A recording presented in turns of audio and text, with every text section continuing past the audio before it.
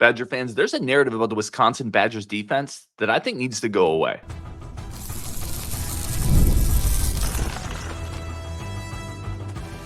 You are Locked On Badgers, your daily podcast on the Wisconsin Badgers. Part of the Locked On Podcast Network, your team every day.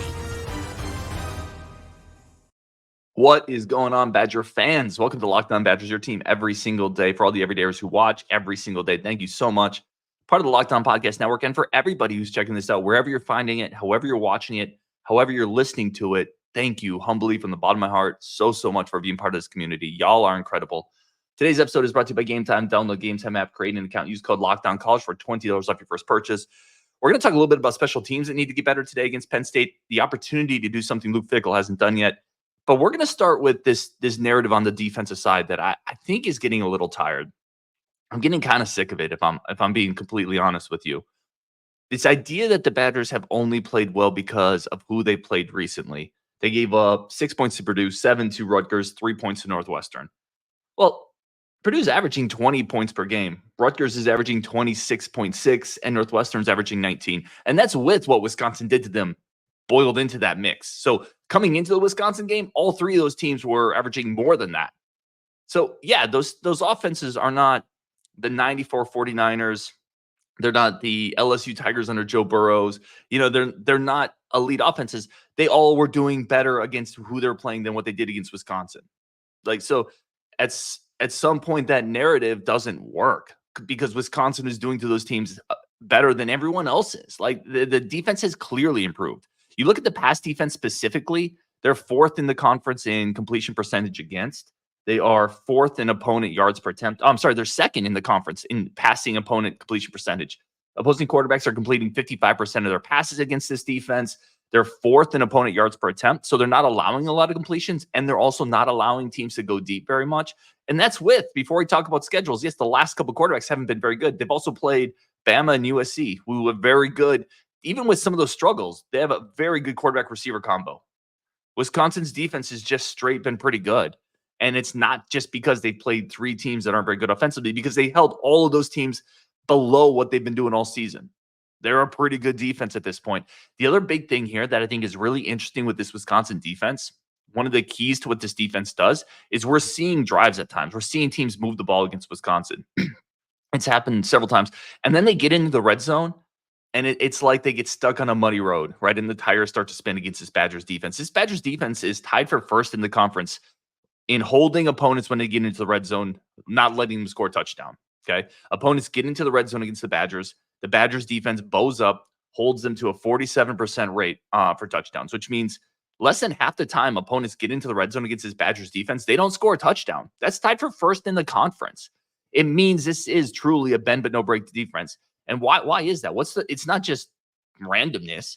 It's because when you get further into the red zone, it gets harder and harder to run because everything compresses. That's where that secondary play that the Badgers have plays up. That's where their ability to be athletic in space and tackle in space plays up. They're just a good defense in the red zone, and they're good against the pass. And it's not because they've played three teams that aren't very good. It's just not. This is a good defense. It's time that people just start saying it's a good defense. It's a good defense. It just is. You don't hold three straight Big Ten teams to under 10 points unless you're a good defense. I don't care who those Big Ten teams are. The Badgers held those three teams to a combined, 16 points. Those three teams combined are averaging 40, 50, 60 points a game, or 60 points between the three of them. Like, you've done your work. This defense is good. It's salty. Stop with the nonsense. It's not an elite defense because it still doesn't have that pass rush, right? It is not an elite defense, but it's a really good one. And people just need to start calling it that. Okay. Today is the community show. After every Wisconsin game, we get your comments from Twitter, the YouTube channel, Discord. We throw them out there. Let's get into them.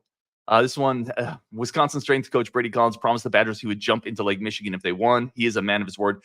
If you saw the clip of Braedyn Collins jumping into Lake Michigan after the game, Wisconsin's strength and conditioning director, that guy's a wild dude.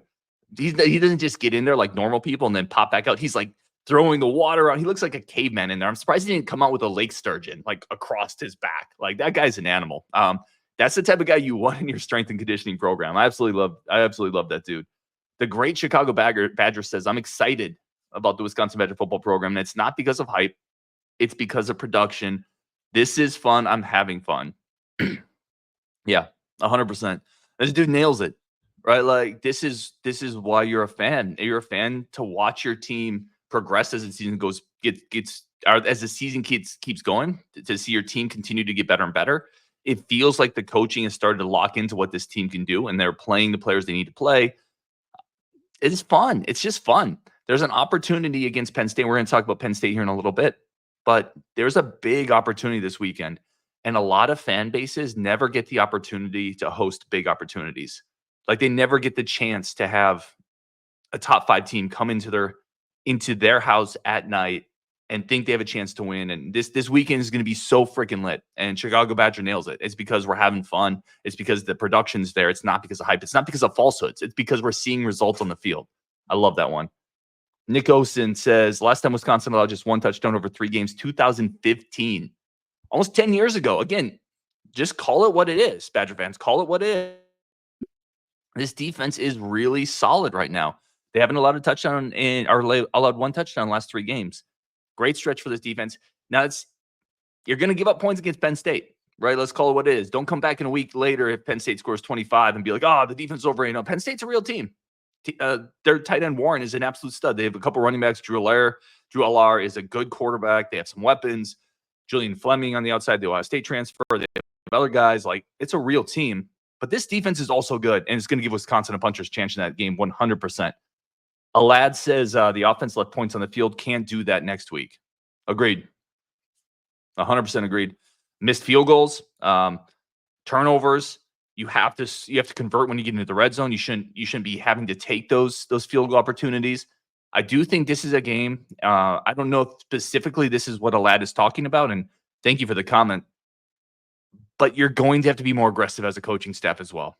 You're going to have to be more aggressive against Penn State at home. I think against Northwestern, it wasn't going to matter. In those moments before half, I still think you should have gone for it 4th and 1. I don't think you should have punted there. I didn't like the move, but against Northwestern, it really doesn't matter. You probably got to go for that against Penn State and convert it. You have to be more aggressive. You have to hit the field goals when they're there. That was 6 points we left on 3 points we left on the field. You can't turn the ball over. Yeah, he's dead right. Wisconsin played well against Northwestern and won by 20. They're going to have to play better against Penn State to beat Penn State. 100%.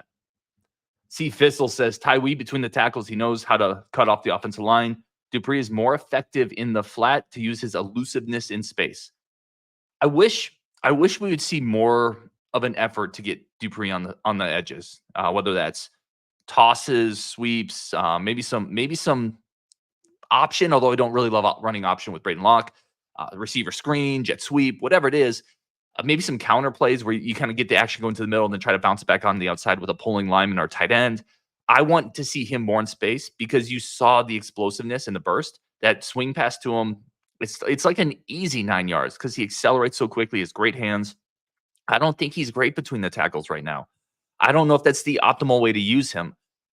I would use Yak more there. But even if you don't want to do that, I think Aker between the tackles a little bit more because you can't just give Tawee Walker 30 carries every game. You got to get someone else in there. I think there's probably a more optimal way to use Darian Dupree, and I think that's getting him on the edges more.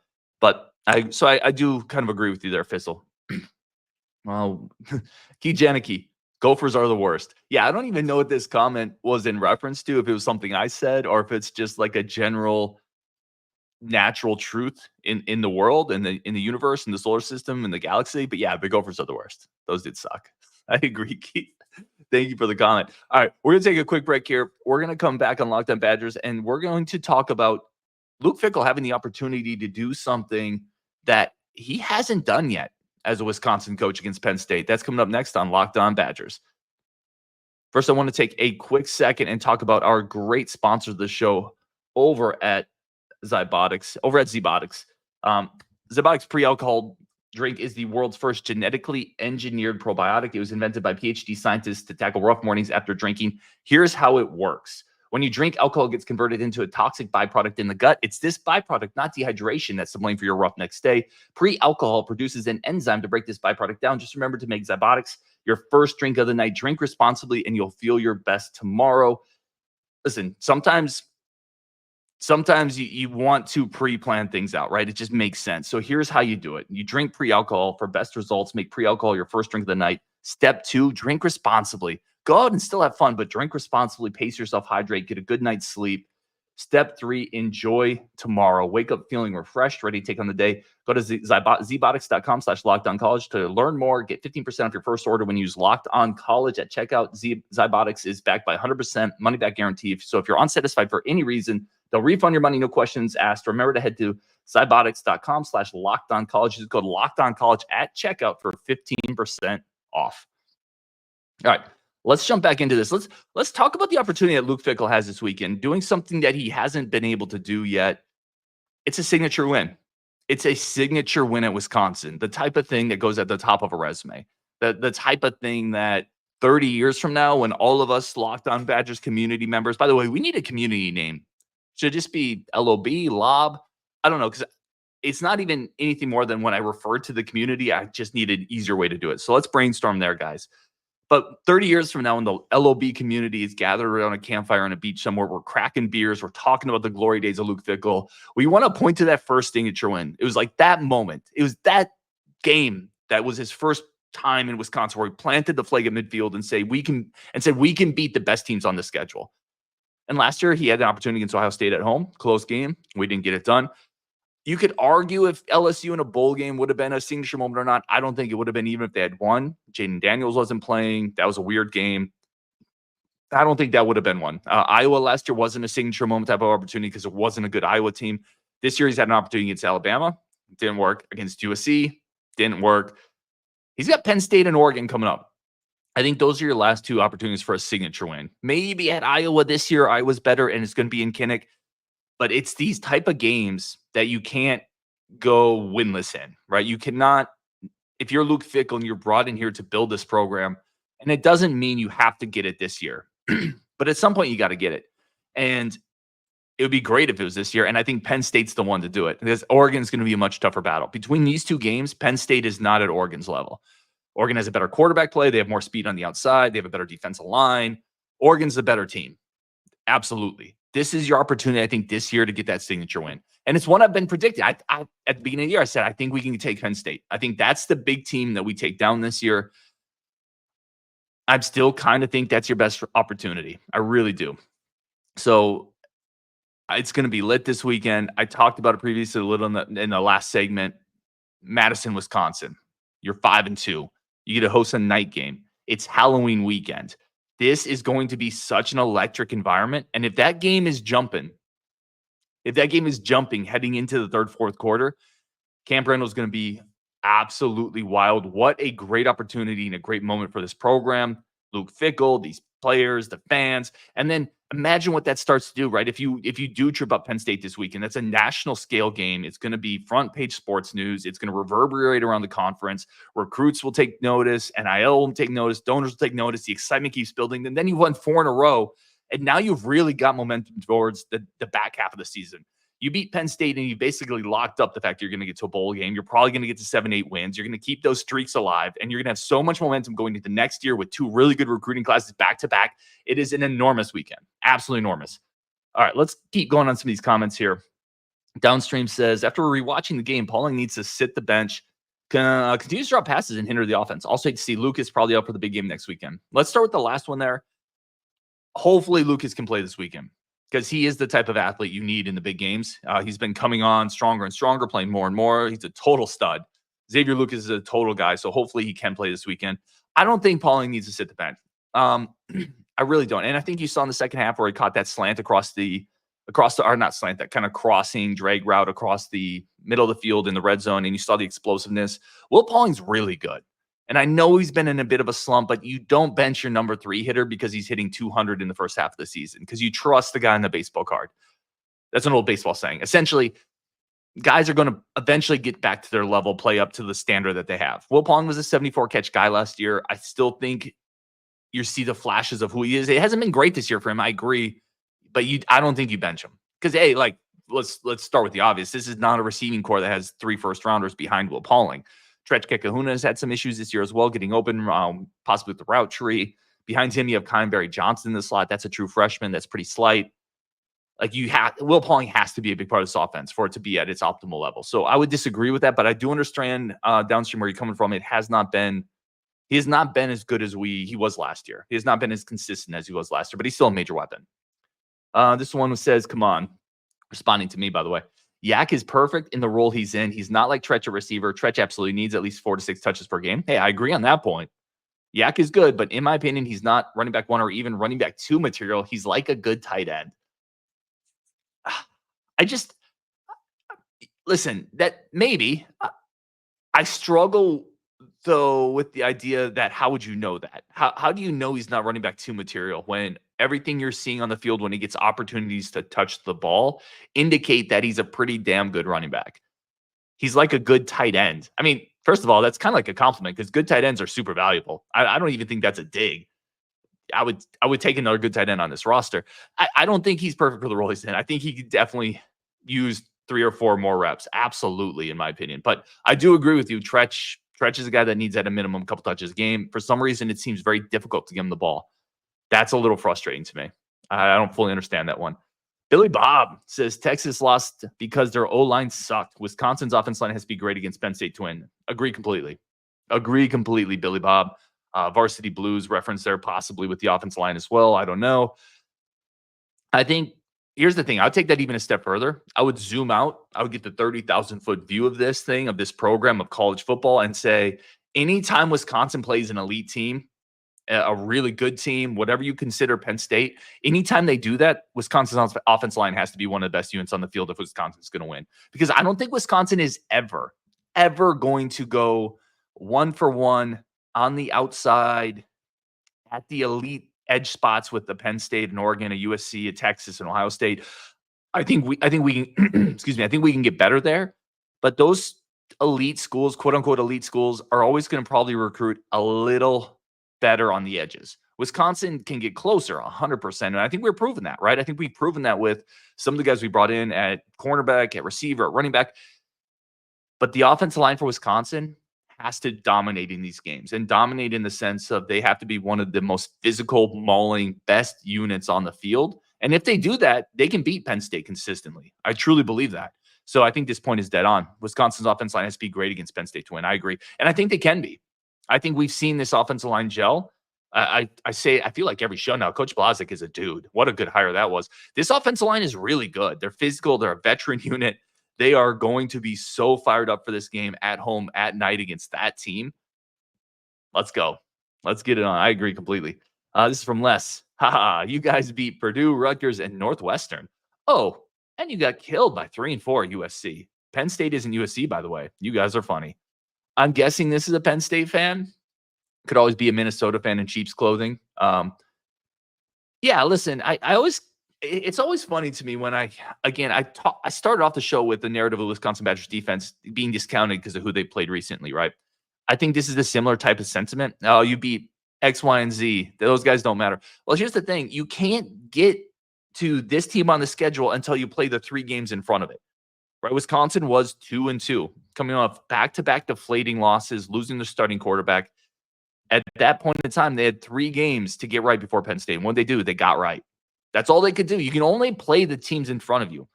To get to this domino here, you got to knock over these other 3 dominoes. That's how dominoes work. That's how schedules work. And what did Wisconsin do to those 3 teams? Covered. Dominated. Absolutely mollywopped Rutgers and Purdue. And then they just put Northwestern in a chokehold and put them to sleep. Right. Which, I mean, it felt like a Big Ten West game kind of. But all they've done is what they had to do to get to this point. And yeah, with USC beat up on us in the second half. But USC is also kind of what we thought they were. The Big Ten has worn them down. And if we played them after they played 4 or 5 Big Ten games, vice versa, I think we would trample them right now. I really do. Maybe that's homerism. Completely possible. But watch USC now. Tell me that USC team would come into Camp Randall right now and beat Wisconsin, because I don't think they would. I think they're feeling exactly what we talked about on this show. The back-to-back body blows of playing in the Big Ten is much more physical than the Pac-12 was. They're understanding that now. They're realizing it. So I hear you, man. Like, Wisconsin's got to prove it. I don't think that point is incorrect, but all they could do is play the teams in front of them, and they've done the last 3 weeks, they've done that at an elite clip. So I hear you. Wisconsin's got to prove it, but I also think they've done what they're supposed to have been doing. All right, coming up, we're going to talk about a special teams spot that has to get better against Penn State if the Badgers are going to win that game. That's coming up next. Locked On Badgers. But first, let's talk about our friends of the show over at Game Time. Game Time is the best spot, the number one spot. If you're trying to find tickets to an event, if you're trying to just go out and do something that's fun in life and get a little more excitement, enjoyment, live a little bit more, go to Game Time, find tickets to an event you've never been to.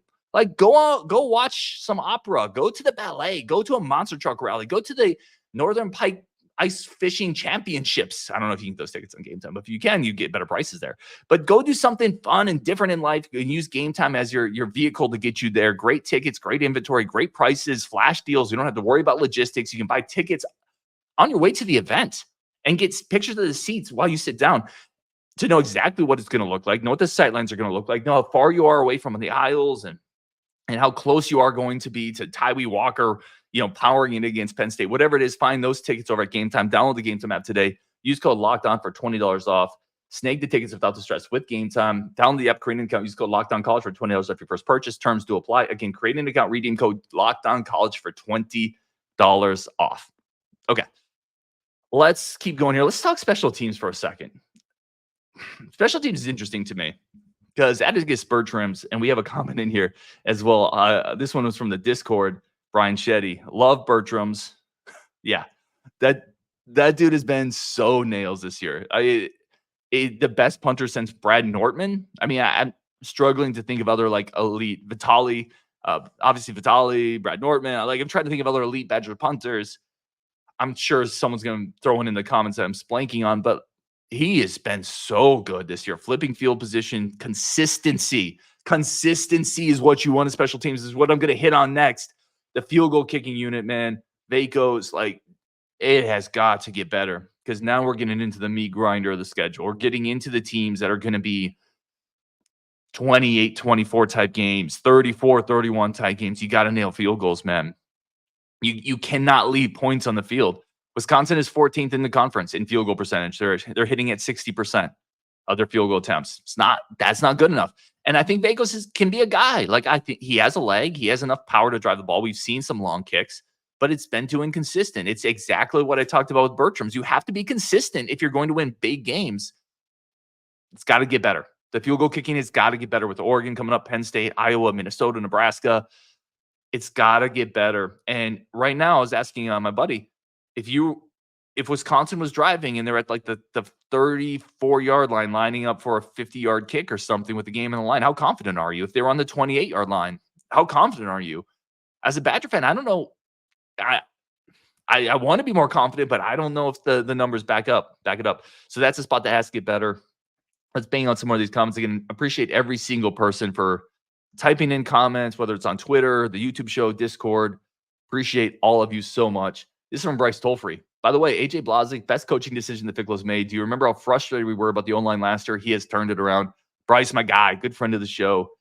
Yeah, what a hire. I think on both lines, by the way. I think Whitlow and Blazik are home run additions to you see the defense line playing better without adding, because this is Whitlow's first year. I feel like the defense line has already gotten better. And then this offense line is just grinding people, right? They're just pushing them into the dirt and then laying on top of them. They're burying them. They're like the grave diggers. That's as far as I'm going to take that analogy. But yeah, 100% agree, Bryce. John, we are not winning the Big Ten. Okay. Of course we're not this year. Yeah, I agree. Yeah, I agree. This team can beat Minnesota, Nebraska, have a shot against Penn State and Iowa. Yeah, I agree. I mean, I don't think anyone thinks they're going to win the Big Ten this year. CCRN, beat a team you're not supposed to, please. We weren't supposed to beat Rutgers, bro. Rutgers was favored. Okay, we just did it. James Husby says, next week we will see if we are back to just beating bad teams, we will see if we are back to just beating bad teams. We don't need to win, but we need to play a close game. Sorry, I butchered that, James. I appreciate the comment because I really agree with that second part of that. You have to be in this game against Penn State. Ideally, you got to win. I'm not trying to set up a moral victory where if Wisconsin's close, we can celebrate. That's not it at all. but you cannot get blown out. You can't build up this momentum after having lost kind of badly to Bama and USC and then turn around and get blown out by Penn State. It would be kind of crushing. I feel like. I think it would be incredibly deflating to come back up, see this improvement from Locke defense.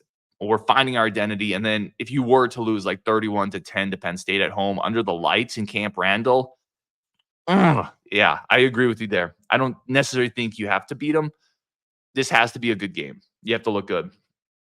Let's keep going here. A Hills. What's going on with Ernest Willor Jr.? Talented prospect. Is he going to get any reps?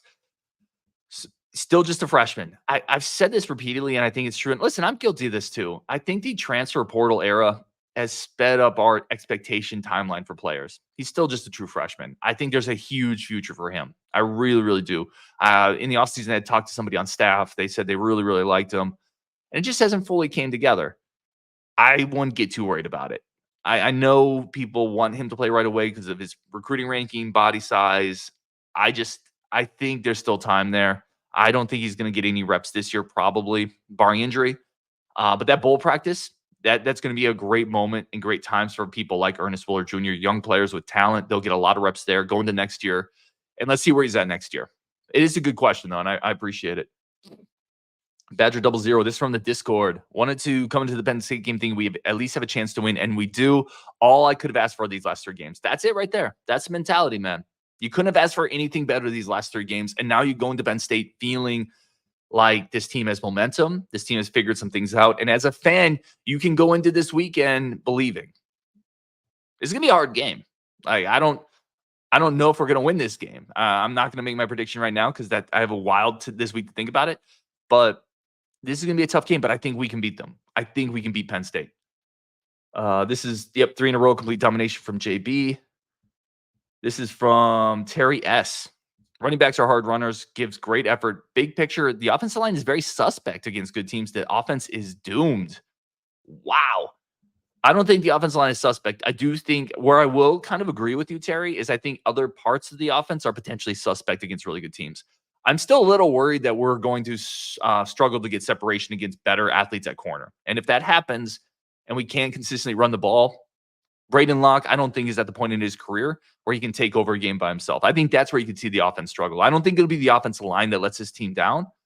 I think we might get a little overwhelmed at the receiver spot and then force Locke to try to have to find, really tight windows. And I think that could be a recipe for trouble for Wisconsin. UWO Next 95 says 5-2 run on schedule. Rough 3 weeks for the haters. Hope everyone can chill the heck out now. It has been a fun 3 weeks. UWOX. I completely agree there. Kyle Rudolph. I don't actually know if this is Kyle Rudolph. K. Rudolph. One more win for bowl eligibility, but a tough stretch of games coming up. Good defenses, including the first safety in a while.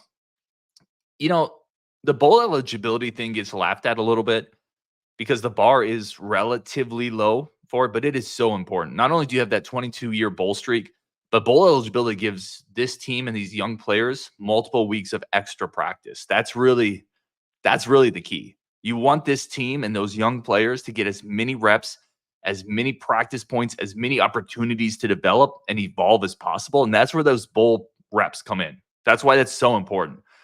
And I like having that streak. So, yeah, all good stuff there on Wisconsin. Thank you, everybody, for tuning in. When you're done, you go check out Locked On Big Ten for all the latest Big Ten news. Appreciate everybody. Ton of content coming up this week. Penn State week. Let's get them on Wisconsin, and we will talk later.